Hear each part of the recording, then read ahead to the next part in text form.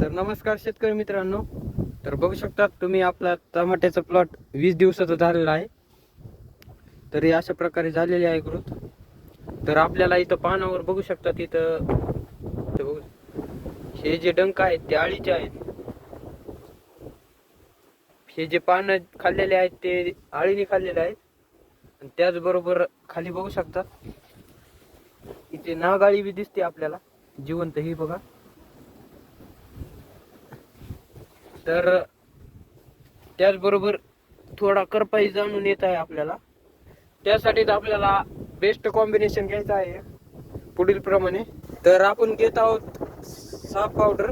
तर त्या % आणि मॉन्कोजे 63% भेटतं आपल्याला. तर याने काय होणार आहे की आपला जो करपा आहे तो जागेवर थांबणार आहे. तर तुम्हाला ह्याचा स्प्रे नीट करायचा आहे तर रिझल्ट आपल्याला चांगले भेटणार आहे.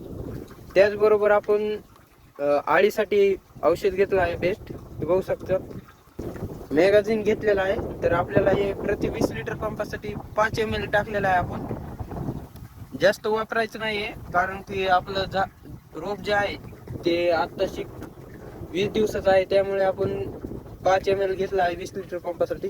त्याचबरोबर सर्वोत्तम औषध आहे हे बायो 303. याने आपल्याला खूप सारे कीट नियंत्रण होणार आहे. याने नागाळी तर कंट्रोल होणारच आहे आपली.